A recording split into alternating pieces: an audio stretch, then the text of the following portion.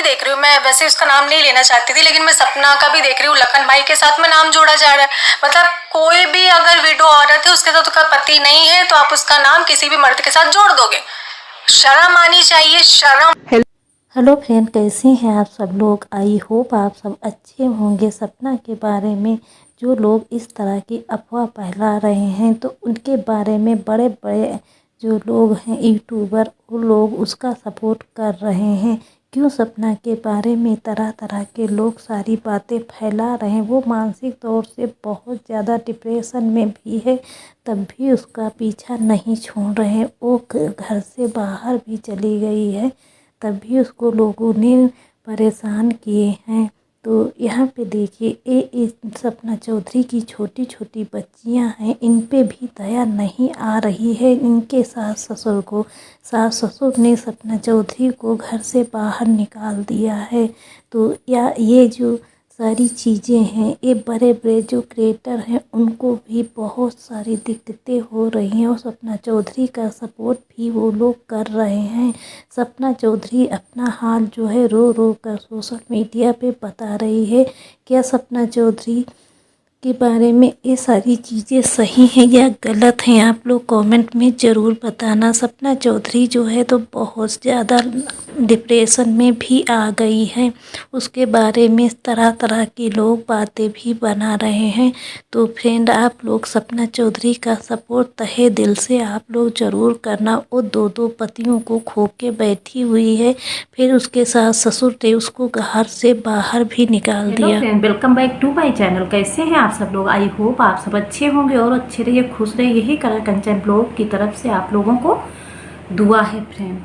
Friend यहाँ बात वही बात है सपना की। जैसे कि एक विधवा लेडीज होती है, तो किसी के साथ में खड़ी हो जाए या बैठ जाए, चाहे उसका सगा ही भाई क्यों ना हो। तो यहाँ पे बहुत ही अच्छी बात नेहा आशीष तिवारी ने कहा है कि एक विधवा लेडीज किसी के पास ना बैठने वाली रहती है ना उठने वाली। लोग हर तरह के सवाल तुरंत ही उठा देते हैं। तो ये समाज बहुत ही बेकार चीज होता है। हाथ जोड़ के कह रही हूँ, इसको खुद छोड़ना है।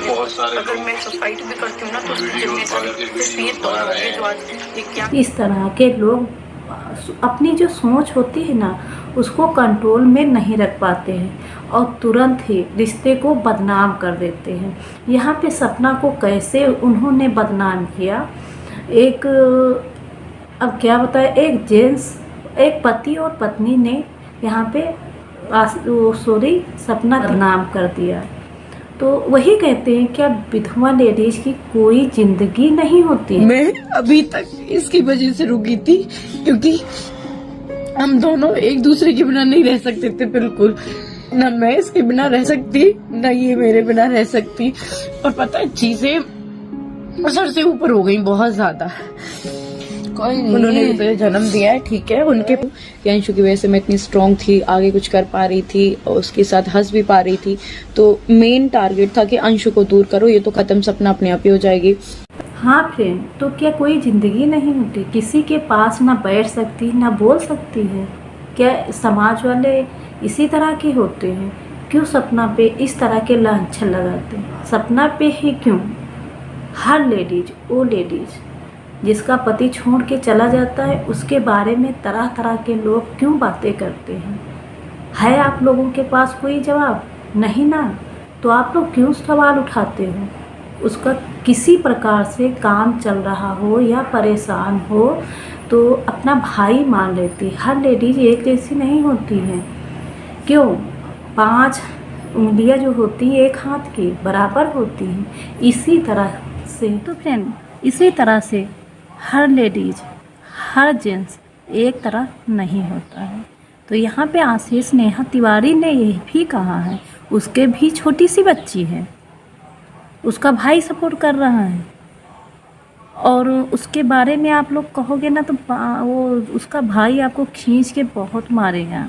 और यहाँ पे सपना पे इस तरह के लांछन लगाते इतनी हैं। गंद फैला रखी है, इतनी गंद फैला रखी है, सिर्फ और सिर्फ व्यूज़ के लिए वो कुछ भी बोले जा रहे हैं, उल्टे सीधे मेरे थंबनेल्स बना रहे हैं, तरीके से मेरे को टॉर्चर कर रहे हैं ना, और इतने गंदे गंदे थंबनेल्स टाइटल लिख रहे हैं कि बहुत ज़्यादा फ्रस्ट्रेट कर रहे हैं। मैं खुद मतलब कभी कभी घिन आती है मेरे को कि ऐसे लोग भी इस दुनिया में हैं।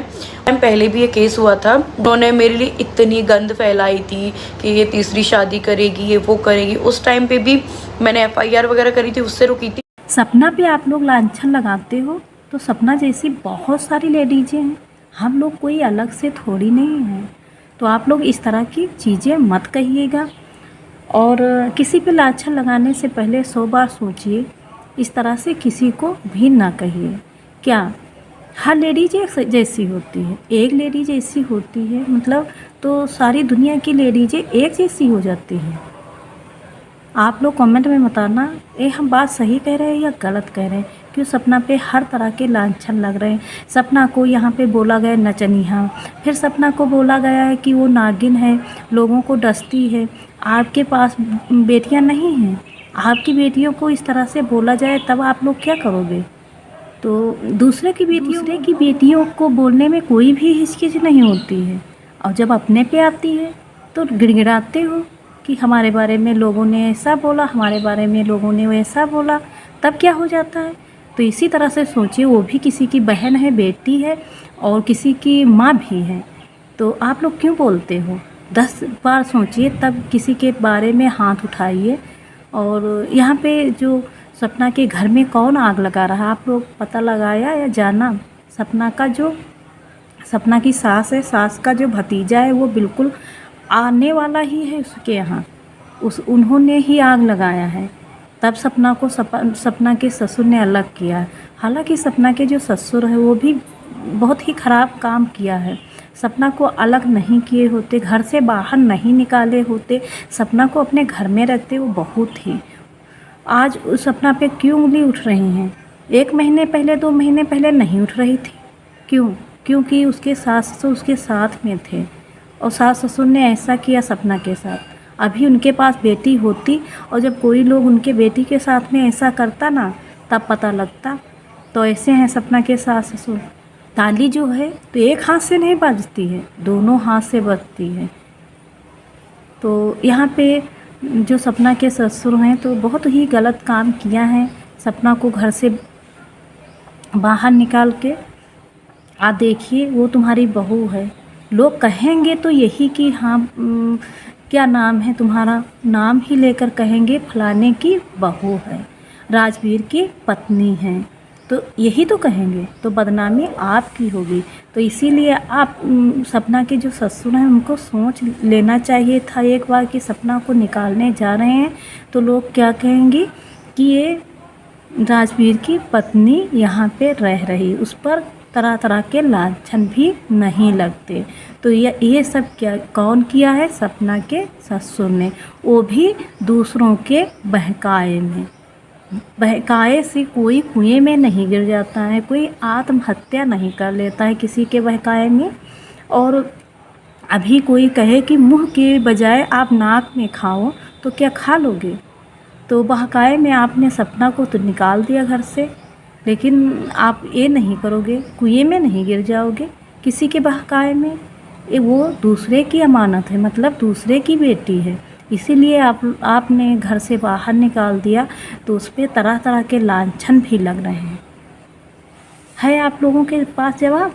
तो फ्रेंड, ये हम जो बातें कही हैं तो सच होंगी तो आप लोग छोटा सा कमेंट करना, और जो लोग हमारे चैनल पे नए होंगे वो सब्सक्राइब कर लेना, बेल आइकन ऑल कर देना, तो हमारी वीडियो आप लोगों तक जल्दी पहुंचेंगी।